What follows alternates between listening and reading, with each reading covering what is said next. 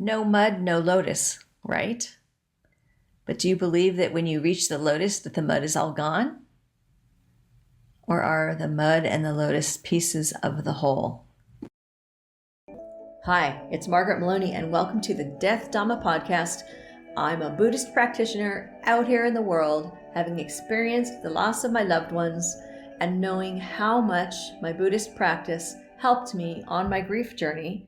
And now, together, we have this safe space to discuss death, dying, grief, and the Buddhist teachings that help us really understand attachment, impermanence, being compassionate, being death ready, what it means to live a life so that we can have a peaceful death.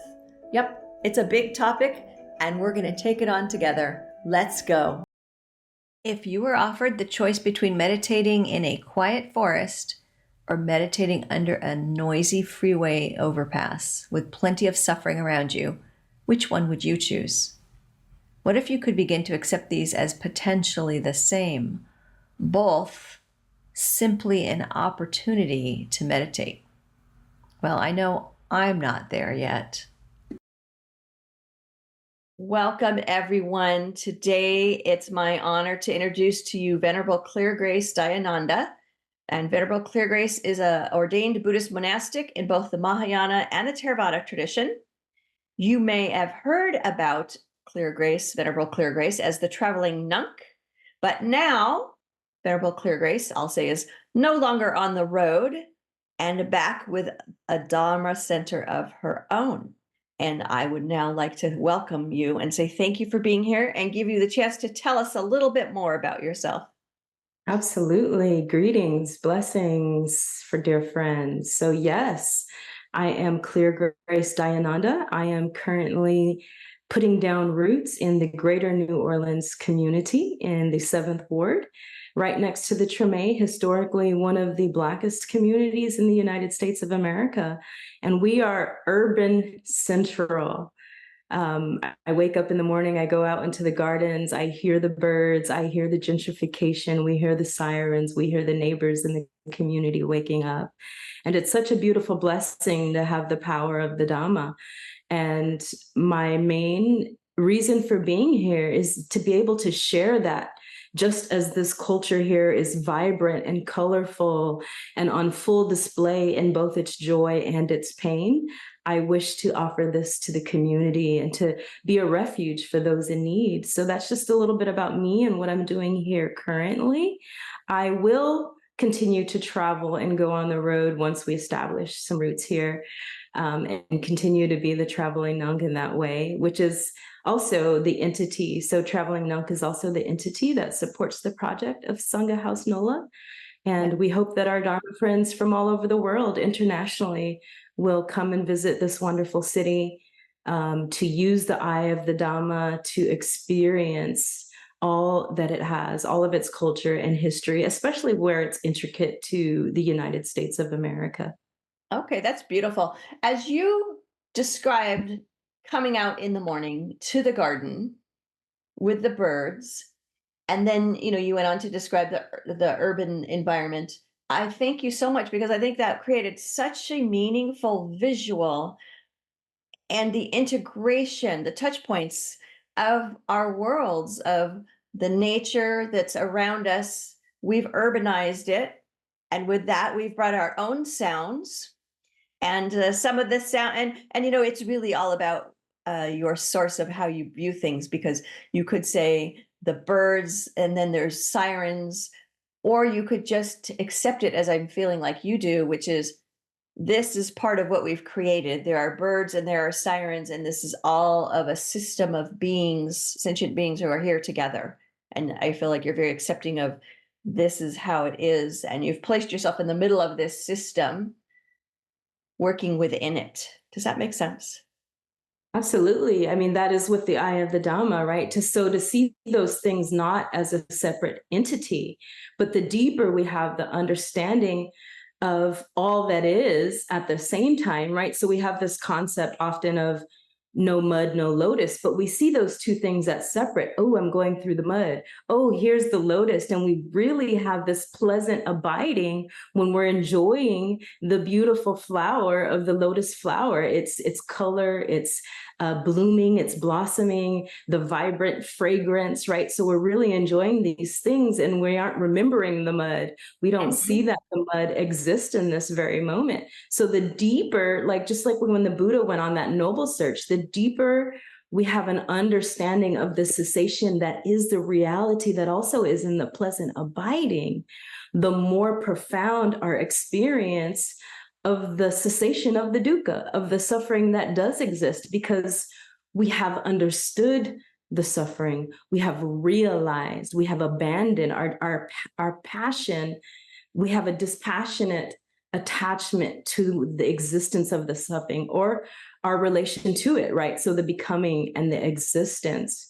And this is one of the powers of the Dhamma that gives us the capacity to hold all of those things that are the same. I mean, I go out to the forest and I go walking meditation, and I love being with the trees. I love being with the quiet away from the city. And I and think, oh, this is so special. My body needs this. Nature is beautiful, how wonderful. And then when I'm walking, under the 10 interstate, and there's unhoused and there's garbage and, different types of street art or graffiti or weeds, or just really the signs of our destruction of our intrinsic nature, I think sometimes I can find that place of walking in the forest right then and there if I really see that they're both existing in the same thing. I love and that. How do I walk in that way, right? How do I embody that so others can also see that in me? And then hopefully there's a point where when our contact meets another, that they can also see that within themselves. And so many things come to mind, for example, equanimity and the reminder of not trying to rush through the mud. And also, like you said, the mud is always with us. And so if I'm adapting the view of I need to get through this mud so that I can enjoy this lotus, I'm overlooking something. And it would serve me better if I accepted everything together. And so as you're talking about being in the forest and how beautiful and peaceful that is, and I think, reinvigorating, and then you're under the freeway, and that could be perceived as, definitely more difficult, but these are all together. These are all pieces of your being and your experience. And so I'm wondering, how much does that being in the forest strengthen and bring you to equanimity when you're under the freeway? Well, actually, I find it, okay, yes, but what I find is that the power of the Dhamma gives me the capacity to transform my entire outlook and perspective about the true nature of the world. So the more that I can understand walking under the freeway with all of its sights and sounds and all of the things that are going on, the more that I can understand the origin of that, the root cause of that, right? The understand the fullest meaning of the dukkha of that situation, and that how that has come to be through karmic actions, right? How that has come to be through the intrinsic nature, through lobha, dosa, and moha, through greed, through these types of things. When I can truly sit there fully and understood and move through that suffering, where I can be detached from that suffering, but it's only because I have the fullest understanding of it, then my experience in the forest will be that much more beautiful. Oh, okay. Will exist that much more fully. And maybe it's time for me. There's a question I ask, and I feel like we're really already addressing it, but there's a question that I've been asking people this season, and it's not a trick, and especially it's going to sound like a trick asking you, Venerable. But how do you describe the noble truth of suffering? And again, like I said, this isn't meant to be a trick, but I do notice that many of us are expressing this in a different way. And so I would like to hear you express the noble truth of suffering. Sure. Well, in my experience, it's to have the capacity of the Dhamma and be willing just as the Buddha did, to go to sit at the foot of the tree, to experience suffering, to understand suffering, to come through suffering, to move to the root of the suffering. And, the intrinsic nature of our reality, me, you, we, it's the opposite of that. Dukkha is abnormal, right? So we're going to resist the dukkha, or we try to walk this path of wholesomeness and think that the dukkha is unwholesome. However, it also exists in the wholesomeness. It's our capacity and the teaching and the training of the sila, the morality, right? Then the and the samadhi will start to happen. But what it is in the dukkha, of course, we have the 12 links of dependent origination, and we can go on about that. The 5 aggregates of clinging, birth, death, old age, sorrow, pain, and despair. But I think the intrinsic of a nature of ourselves is to see permanent in that which is impermanent. And I'll tell you just a quick story. My mom and my aunt were here in January, and I was just thinking about this today because anyways, they were here for about a week and a half, and it was time for them to wrap up and go to the airport. And they had this really early morning flight out. So my aunt had decided, oh, we'll just call an Uber because we don't want to, wake your daughter up and have her to travel all the way across town at 4:00 in the morning. And I called my mom and I said, Mom, I would love to take you back to the airport at 4:00 in the morning. Like, anytime that I call my mom, I talk to my mom, I see my mom, it is always, always, always the very last time that I talk to her. Every day. This is a part of my permanent and impermanent practice. And I mean that fully. I mean that I really enjoy being with her. I enjoy the present moment because I know that I may not be here. I know that she may not be here. And it was so funny because my aunt's biggest thing, and I said, I would love to take you all to the airport. I may never see my mother again. What a blessing it is to be able to get up and to wake up early and to see her off and give her a hug and make sure she gets on the plane and watch the plane fly in the sky in full joy. And my auntie said, of course you're going to see her again.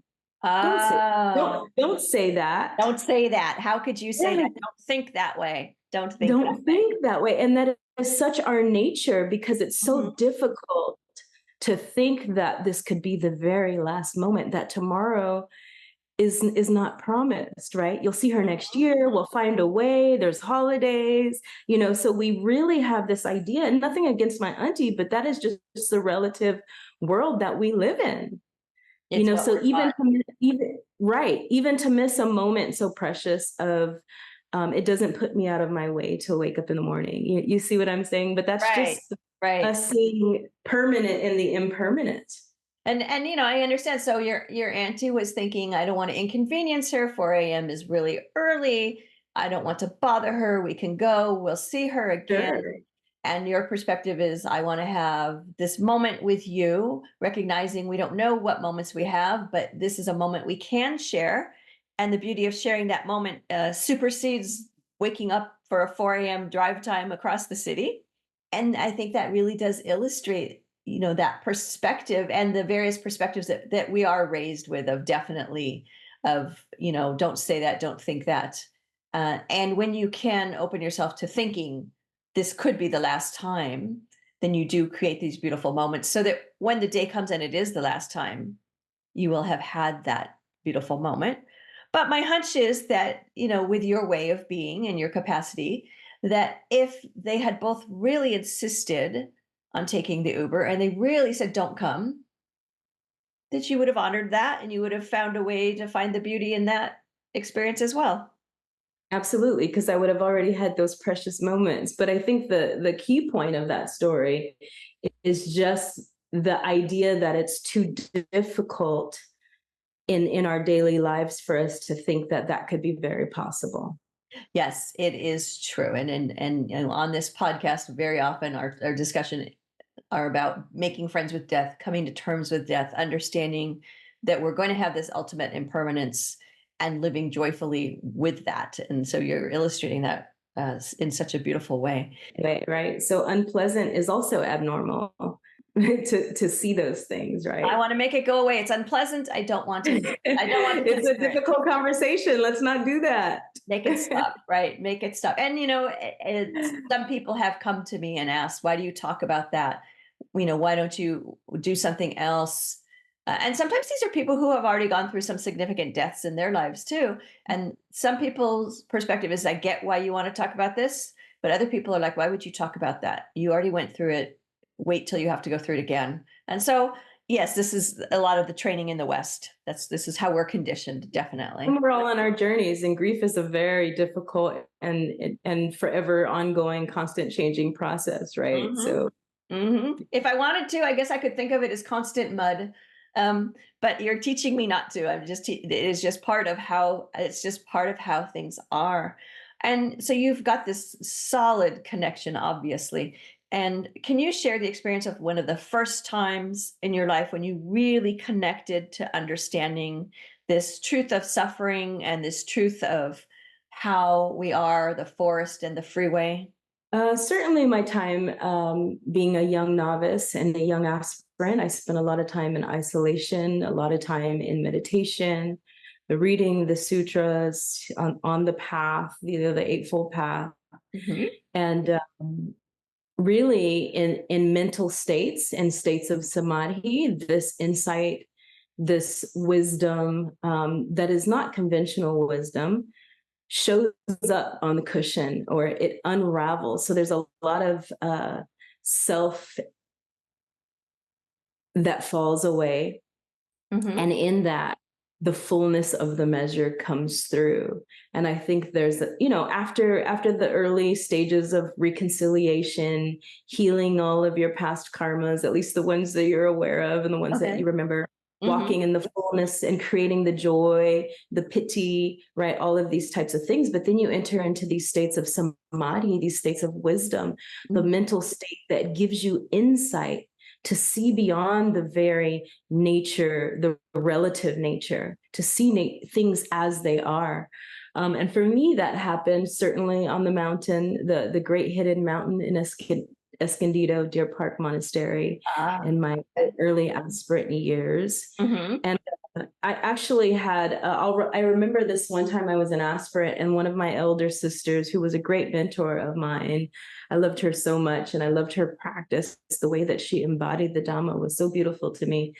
And I remember the Orlando shooting at the nightclub, at the Pulse nightclub, and I had suffered so much over thinking about the lives lost, the joy that was being celebrated, the loss of freedom that one might have to celebrate, out in a club, whether being queer or not queer, just that that's not a freedom of ours, and that life is taken by our very choices. I could have been walking down the street and say, hey, I want to go into this nightclub, or whatever the case may have been. I suffered deeply, and I was new to the practice. And I remember talking to some of the monastics, and it just wasn't me. I lived in a household with 6 other aspirants. We lived there for the residential program, and we were all kind of suffering over hearing this news. And we were wanting the monastery and the community to embrace this great loss that happened in our nation, and how can we heal for our sangha, for the community that visits us, for our queer sangha, for just anybody who may have been impacted by this great loss. And I remember her telling me, and I was so angry at her response at that time. And she said, my dear, keep practicing in the Dhamma. One day you will have a much deeper capacity to hold that kind of suffering. And I was like thinking, what the hell? Who wants to hold that kind of suffering? Why would I even want that? What kind of Dharma gives us the capacity to hold suffering, understand suffering? And now when I look at the ways of the world, genocide, ethnic cleansing, all of the things that are existing among us in our day, that's never not existent in any moment of my day. It's always present in the greatest smile, in the greatest fragrance of the smell of the rose, in the listening sounds of the birds, in the second line coming down the street, watching the Black masking Indians do their chanting as they go down. All of this is contained in the very single moment.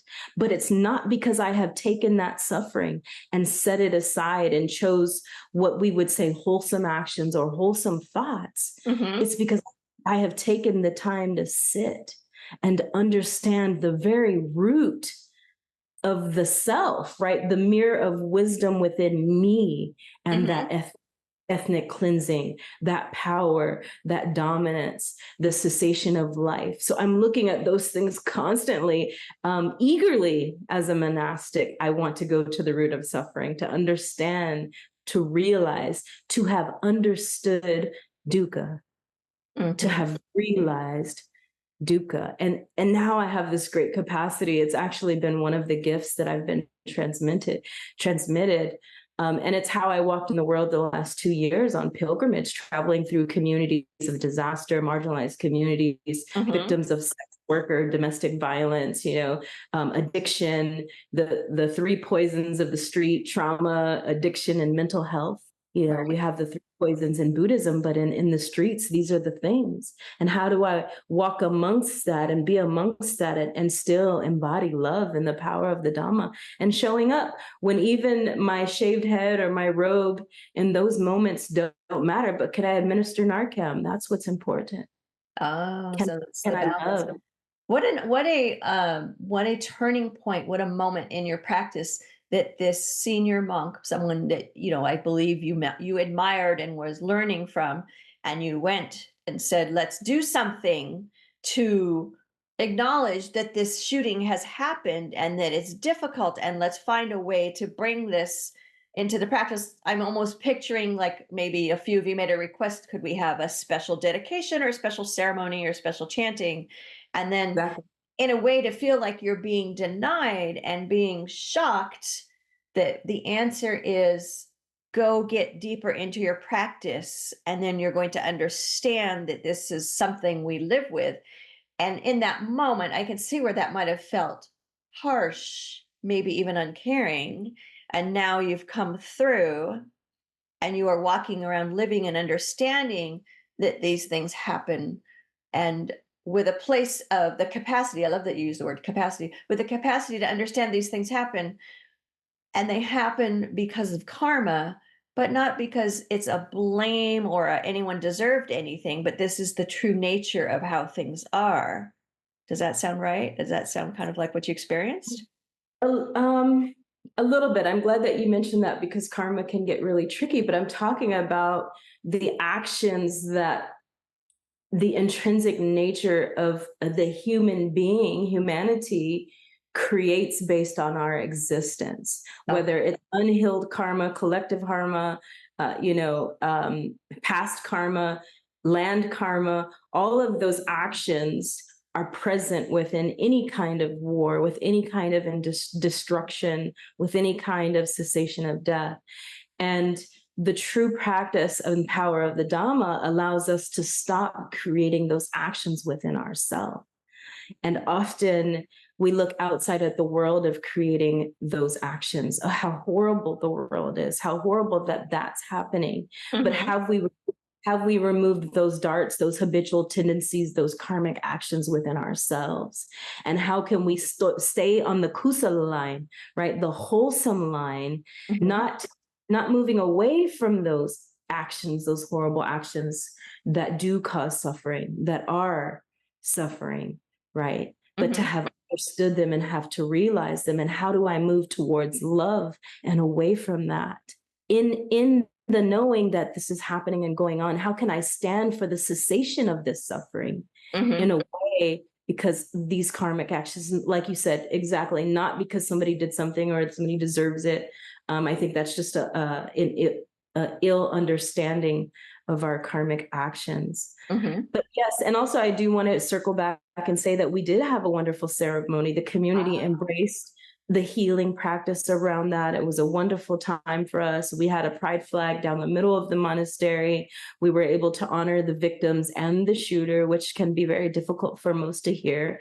And it was a great healing opportunity for our community. But the individual teaching to me was that the power of the Dhamma will give you the capacity to hold, to see, and to transform these sufferings so that you can exist in a better way for them.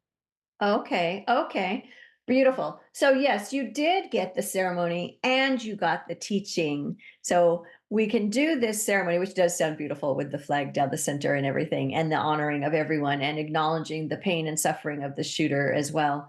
And so you did have the ceremony and you had the lesson of keep growing to develop the capacity to be with this, to be with this. And now you are, and now you are, and now you've worked with your darts. I like you say, removing the darts. Mm-hmm. And now you are working with the suffering of others. You did it with your travels, and now you're doing it in your current center. So maybe you'd like to tell us a little bit about your current center and the work that you're doing. Sure. Well, I think too, also in certain states of samadhi, there are powers, there are experiences that we have. And when I first understood the capacity that I have to understand, to see suffering, to hold suffering in a way that allows others to remember, I'm going to say remember, to pause, right? Mm-hmm. The clinging and the craving and the and I'm talking about an experience, particularly with what we would call hungry ghosts. So right, so there's an opportunity when you can be fully embodied in the Dhamma, fully in the presence of these mental states, to have the capacity to see all things. And I'm talking about walking in the midst of suffering. This is an experience that happens on the cushion. We're able to come out and cultivate that and to recall that and to do that in the world. So I had this one experience during a novena, and I was at Heartwood Refuge with my master, Venerable Panyawati, who is my current teacher, and I love her dearly. She cultivated the Dharma in me the most and allowed it to blossom in a most beautiful way. I had this experience during the novena of being able to have that capacity amidst the hungry ghost. But also to kind of dial in and be present with them for small eons of a moment that stop any suffering, that stop the unwholesome actions, the becoming, the existing that we are constantly caught in. Mm-hmm. So it was like just that moment. And I realized, ooh, this is a power. This is a gift that should not be wasted. Who has the capacity to be in the midst of this kind of deep, deep, tragic suffering without being sick, without being caught, without being disturbed, without pushing away, but only understanding that suffering. So I've always been on a noble search to understand suffering, whether it was in my travels to India, living in the slums in Africa. I think that I was born also into this world, into a particular place. Mm-hmm. And I came into this world viewing suffering, observing suffering from a very young age. And I didn't realize until the power of the Dhamma, these spiritual gifts that are offered to us through meditation, through stilling the mind, through the listening, being on a path of morality. So this is just practice in this world, right? Okay. Like how did you encounter Buddhism in your life? How did you first encounter Buddhism? Just curious. Yeah. So after 35 years of living in California, corporate life, really being successful in relationship and finance and all of those types of things, it just got to a point. I did have a really wonderful friend that I traveled all over the world with. She was a musician. So we had opportunities to visit other states. And I remember we would come to New Orleans often. We would come to the Essence Festival. She would perform for Essence Festival or the Jazz Festival. We would come here. And when I landed my foot on the tarmac at the airport, at the Louis Armstrong Airport, I heard a spiritual calling. I felt a spiritual calling. And I felt like at that time it was ancestors, but things just really opened up for me as I would say to have the higher connection to the divine. Mm-hmm. Things were very clear. I could hear very clearly.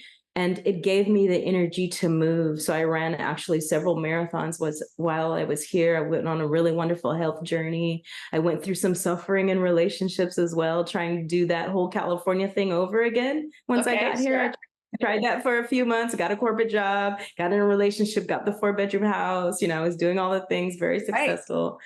And then that fell apart because what I thought was permanent was impermanent. Darn it. Hate when So that then happens. Darn it. suffering, do Yeah. that. So I was like, okay, I've done this for 35 years of my life, and I see that there's really no end gain.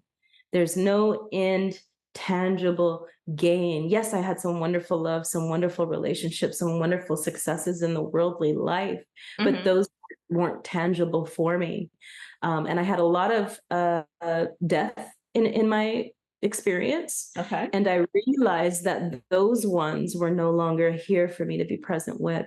So I had, at that time, vowed to this divine nature that the rest of this life that I have will be to serve other living beings. And I went on this search and I heard this calling, because your path is to be a nun. And I was like, oh, this is what, me? Like, wait a minute, what are you talking about? And it just repeated itself 3 times. And often when I hear this voice, it's not a questioning, it's not a decision. There's no me that is like sizing up, well, how will I do that? So immediately, I quit my job. I sold my home. I got rid of the car. I had a corporate car at that time, but I downsized to like a 1 small bedroom shotgun, and really just started finding a path of wholesomeness. And I found the mindfulness community of Greater New Orleans, which was my first Sangha, introduced me to the trainings of Thich Nhat Hanh. I took the 5 mindfulness trainings, and I was actually talking to one of our elder OI members a month back ago, and he was like, I remember when you first came to the Sangha, you were like, where do I ordain? Oh, like you knew. You were on the fast track. So I had vowed to leave California and that lifestyle behind. I went to visit Magnolia Grove in Mississippi, and they were like, oh, you should go to Deer Park Monastery. I'm like, no, it's in California. I don't want to go back to California. I'm telling you, people, I'm trying to leave that. Exactly. So I had to leave California to come to New Orleans to find the Dharma, and then be sent to California again. And it only makes sense that I come back here to this beautiful city and share the Dhamma in all ways, in any way of being that is supportive to the place that introduced me to the cessation of suffering. I can see that. I can see the full cycle of it. And if this, well, it is your story, but if this were, a story we were writing a book for, a movie or something, that moment where, you had to go back to California to become, to embrace the Dhamma even more fully, that would be that moment of, like irony and all of that. Exactly. I was like, what? Yeah, exactly. That message we get, that the harder we pull away from something, the more it comes back to us. Yeah, it's kind of like my travels in the South too. So I also traveled in the Bible Belt South for 2 years, and I did that loop twice. Okay. And, personally, this body, especially every cell in this body, there is a heavy existence that is carried. And so as much as I love the South, as much as I try to escape and get away from the South, it always calls me back home, because there's so much healing to do here. There's so much work to do here. There's so much to be seen, especially somebody who's grew up in California on the West Coast in the inner city. There's so much gift and blessings here. So I just keep getting called back. I had no intention of coming back here, but I had always wondered, how will I end up back in this wonderful city that shows me the way, that supports my Dharma, supports the conditions for greater cultivation. And now you are. And now you are. And I'm here. Yeah. And what would you? And so now, as you're here and you're getting your center going, or it is going, but you're continuing to grow your center there in NOLA. And what do you feel like is the most common suffering that you're encountering as you are working with people? What do you think is the most common form of suffering that you're encountering, or cause, I guess we could say, huh? There's many ways I can answer that question, but honestly, it's just the existence and the ignorance. And when I say ignorance, I don't mean that word in the way that we come to understand it, but the blind seeing, the grasping, right? So the 4 bonds that are holding us tied to our existence in the world. Regardless of our conditions and the causes that have created a lot of these conditions for us, our existence to be free and have liberation and to have a calm, stable mind. To some of us, we have the access to that. but we just haven't had an opportunity to see it.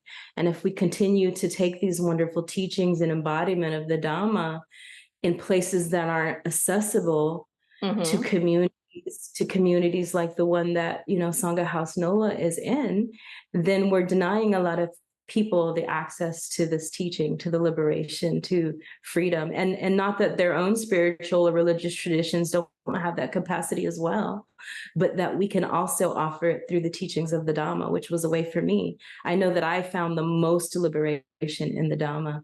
So really, it's just that existence and that the bond of ignorance tied to the bond of ignorance, right? The double ignorance that we have as a human being in any cause or condition, in any place in the world, whether it's here or off somewhere on a beautiful deserted island, all of those things will exist within us.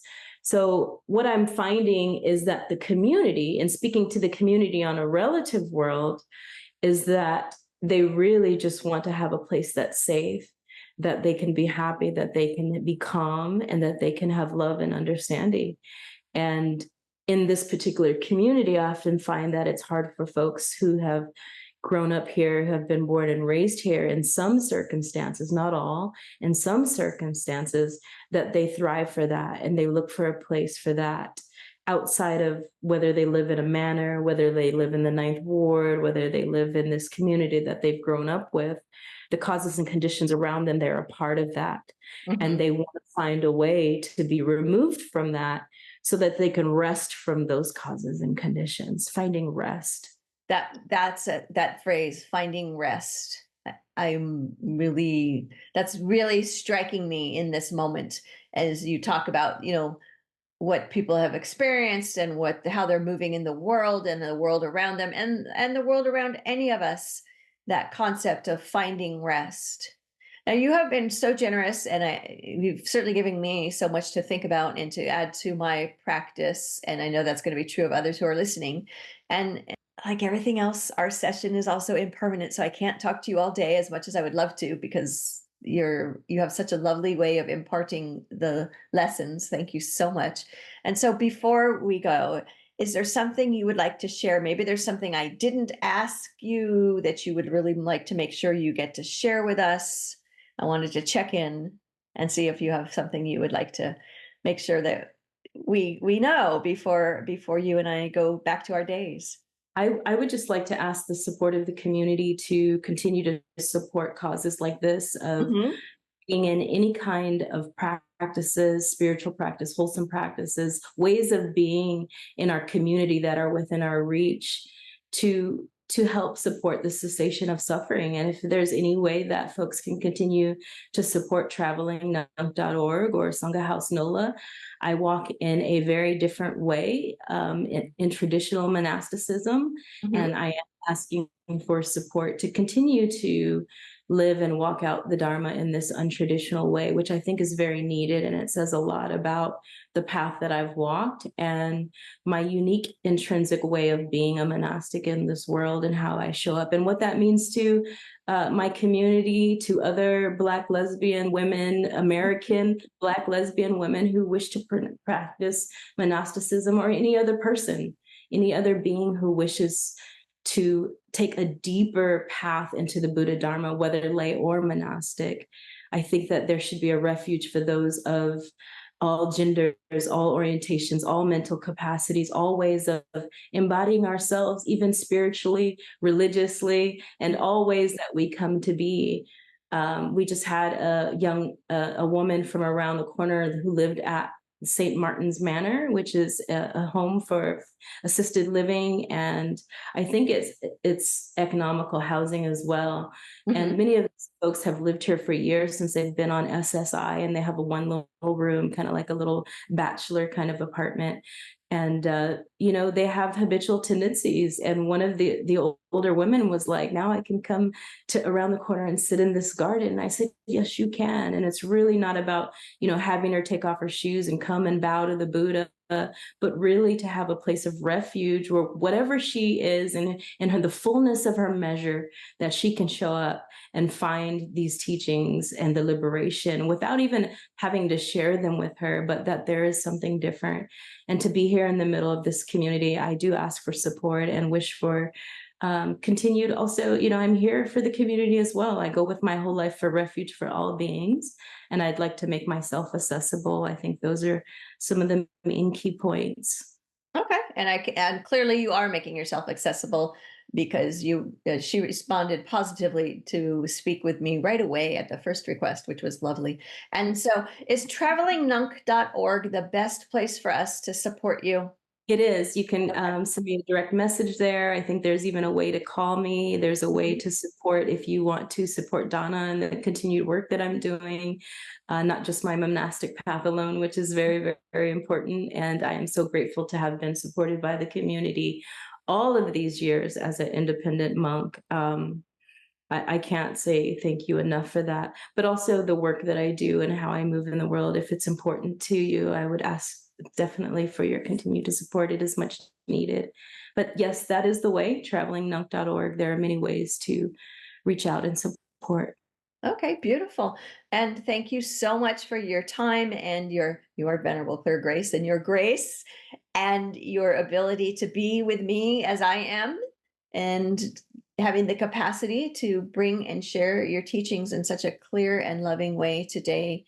And thank you for giving that woman and so many others the garden and the ability to just be in a way that the Dhamma reaches them in the way that makes the most sense for them. So thank you so much. Thank you for that. And thank you for the invitation. I've got books for you, starting with Carpooling with Death, How Living with Death Will Make You Stronger, Wiser, and Fearless, the book that got me going and helped me to discuss going through the death of my loved ones, followed by Sitting with Death, Buddhist insights to help you face your fears and live a peaceful life, based on Season 1 of the Death Dhamma podcast. And just recently, Enlightenment Unleashed, how your pet can lead you to spiritual transformation, because during our lifetime, we may see the rising and ceasing of many pets, and we love them like they are our family. Find these on Amazon.com or come see me at margaretmaloney.com. You've been listening to the Death Dhamma podcast with your host, Margaret Maloney. Thank you so much for being here. Come find me on margaretmaloney.com, margaretmeloni.com. And until we meet again, may you be well, may you be happy, may you be at ease, and may you be free from suffering. Bye for now.